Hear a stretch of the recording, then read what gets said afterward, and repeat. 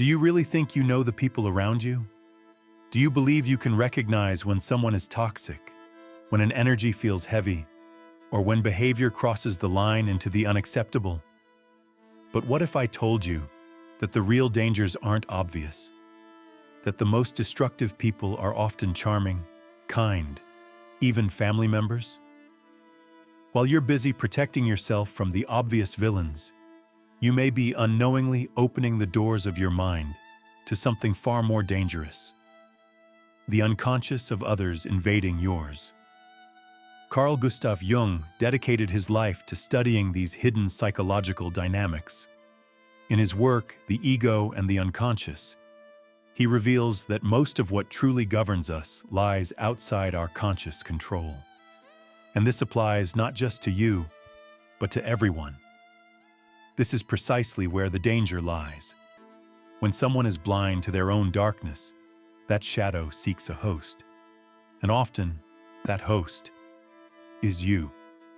You may have never considered it, but think. How many times have you felt emotionally drained after talking to someone? How often have you been blamed for something you didn't do, or treated like the savior of a tragedy that wasn't even yours? Jung called this mechanism projection, an unconscious process in which another person projects onto you what they refuse to see within themselves. From that moment on, you stop being a person and become a symbol, a mirror, an imaginary enemy, an idealized hero. All of these images have one thing in common: none of them are truly you. The scariest part is that you often don't even realize you're caught in this game. You believe you're helping, being empathetic, being mature. Meanwhile, you're sinking into a psychological field that isn't yours, trying to resolve conflicts that aren't yours, manipulated by dynamics you didn't create, but now control you. This isn't just about malicious people. Jung clarified that the greatest dangers don't come from conscious manipulators, but from unintegrated, unconscious forces. These are people who live disconnected from their own psyche, ruled by masks, traumas, complexes, and repressed desires. They aren't evil, they're dangerous. This danger is silent. It doesn't enter through the front door. It creeps in slowly, daily, through small comments, veiled accusations, loaded silences, until you begin doubting yourself. And when you lose contact with your own psychic reality, you become part of their shadow. Perhaps you're going through exactly this right now, in a relationship, in a friendship, at work, even within your own family. And maybe you're blaming yourself, trying to figure out what's wrong with you. The answer is nothing. But there is something deeply wrong in the way you're being used as a container for someone else's unconscious. In this deep dive, we'll reveal one by one the 6 types of people Jung would identify as emotionally dangerous. Not people acting with deliberate malice, but individuals driven by internal forces they themselves don't understand. And precisely because of that, they become so destructive. We'll use Jung's own words, concepts, and warnings directly from works such as Aion, The Ego and the Unconscious, and the Archetypes and the Collective Unconscious, to help you recognize these profiles. But more than that, we want to open your eyes to the possibility that perhaps one or more of these profiles is inside you. Are you ready? Then take a deep breath and proceed. But beware. Once you've heard this, you'll never look at people, or even yourself, the same way again. Imagine living with someone who blames you for everything they feel, who turns your presence into a trigger, and makes you feel responsible for emotions you never caused. At first, they seem fragile, sensitive, deep. But over time, you realize you're being dragged into a battlefield that isn't yours, and where you're already at a disadvantage. This is the unconscious manipulator, someone unaware of their own wounds but projecting them onto others as a form of psychological survival. Jung once said, "What you do not confront in yourself, you will encounter as fate." And often, that fate has a name, a face, and shares a table with you. The unconscious manipulator is ruled by repressed contents, unprocessed traumas, fragmented emotions. Instead of looking inward, they point outward and turn you into a canvas for their inner conflicts. This type of person lives in a state of chronic projection.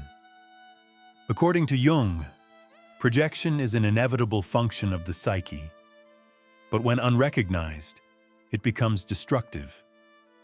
In The Ego and the Unconscious, he explains that projection creates a kind of psychic blindness, a prison where the other person stops being seen as they are, and instead becomes a symbol of what's hidden inside us. These people often position themselves as victims. Everything that happens is someone else's fault, never theirs. When they feel anger, it's because you provoked it.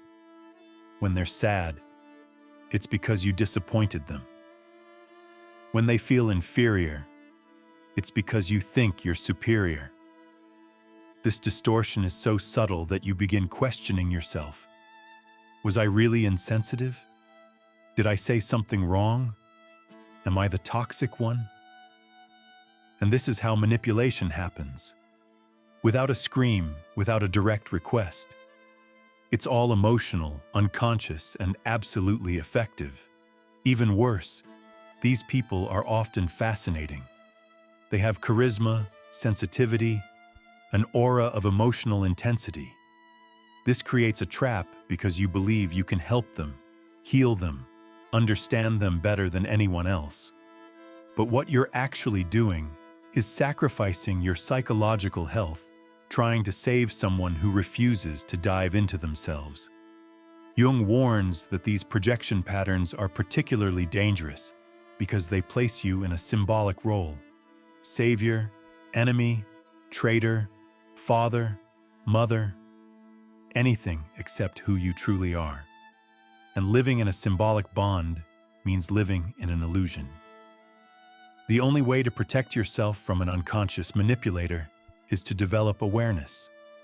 Recognize the patterns, cut the invisible threads connecting you to this person's emotional narrative, and above all, constantly ask yourself, is what I'm feeling truly mine? Or was it induced? Not all psychological danger comes from extreme behaviors.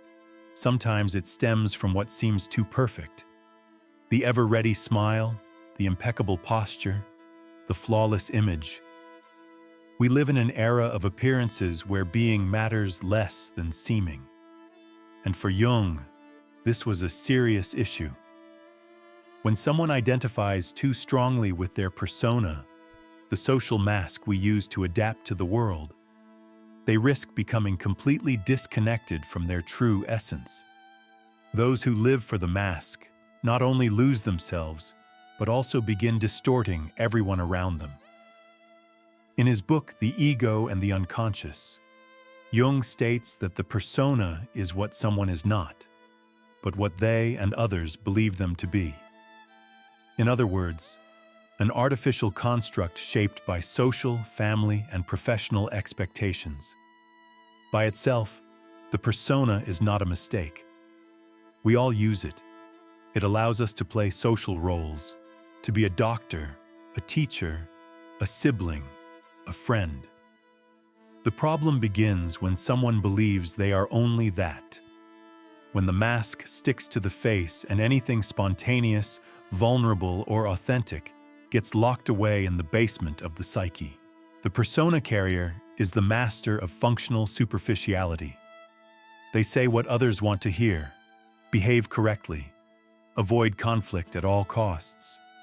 But behind the curtain of control lies a soul in ruins, because the more they uphold the image, the more they suffocate the self. For those living with this kind of person, the impact is deep. You sense something's off but can't quite name it. There's a lack of spontaneity, truth, and depth in interactions. Everything feels rehearsed. Worse still, the persona carrier projects this demand for perfection onto you. They expect you to play along, to adapt, to participate in the theater. If you express something off-script, an intense emotion, a doubt, a pain, they withdraw, become uncomfortable, shut down. Jung warned that this kind of identification with the persona is one of the greatest threats to the individuation process, the journey of self-knowledge and integration of the unconscious. For him, the real danger begins when the individual becomes hypnotized by the role they're playing. Living with someone like this can make you question your own spontaneity. You start monitoring yourself, measuring your words, hiding parts of yourself that don't fit the ideal narrative. Gradually, you too begin wearing a mask. There are people who appear controlled, refined, restrained, always correct, always moderate, always polite. But behind this facade of balance hides a force waiting to be unleashed, because everything they consider wrong, ugly, or unacceptable simply gets pushed down into the basement of the soul. It isn't overcome or transformed, it's merely repressed. This is the essence of the keeper of the repressed shadow, someone trying to be light all the time, until the darkness takes over. Carl Jung devoted much of his work to understanding the shadow. In Aion, he wrote, "The shadow is everything the individual refuses to acknowledge in themselves, yet insists on manifesting in some way." We're not talking about something external. The shadow isn't the evil of the world. It isn't the other. It isn't the enemy. The shadow is internal. It's the hatred you won't admit, the envy you rationalize, the sexuality you suppress, the ambition you disguise as humility. Everything you reject within yourself doesn't disappear. It becomes shadow. And as Jung taught, what you do not make conscious will direct your life, and you will call it fate. At first glance, the keeper of the repressed shadow doesn't seem dangerous.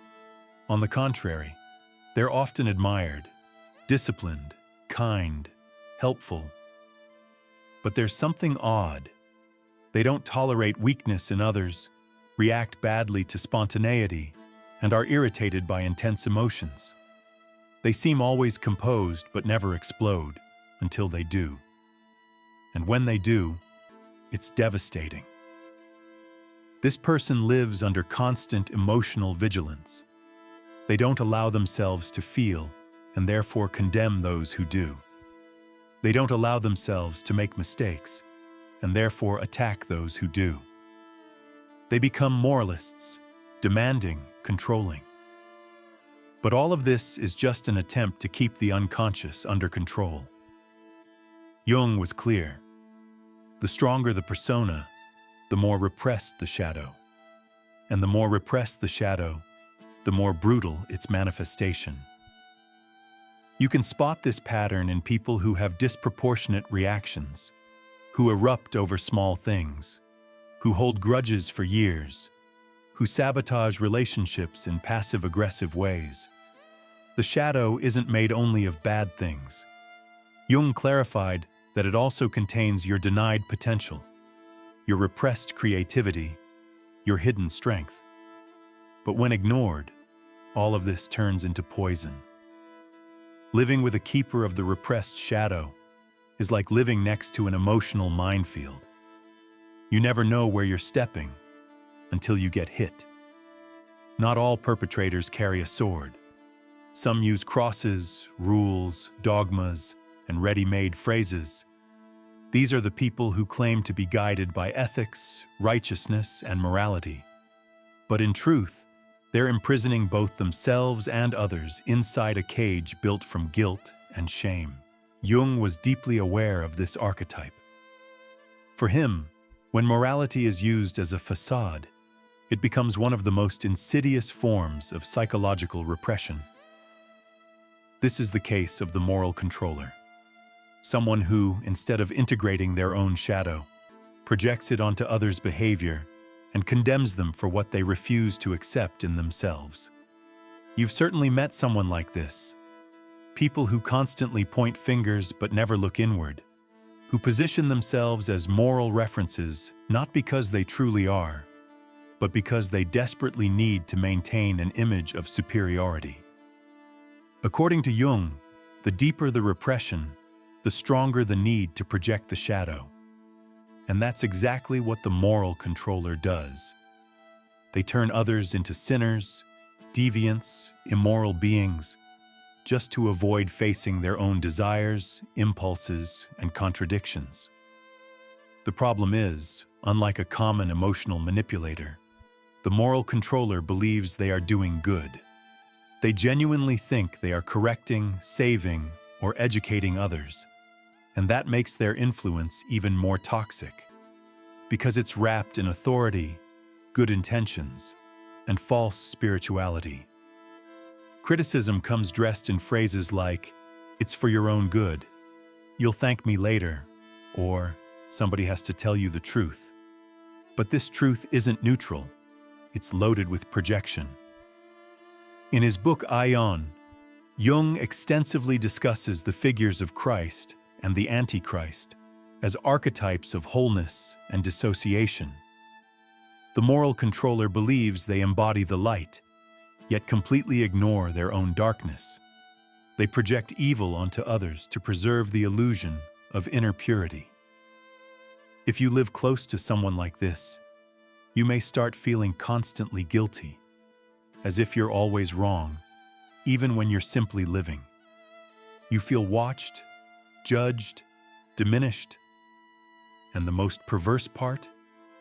You often internalize this judgment, beginning to repress parts of yourself that are natural, human, spontaneous. Someone else's morality becomes your prison.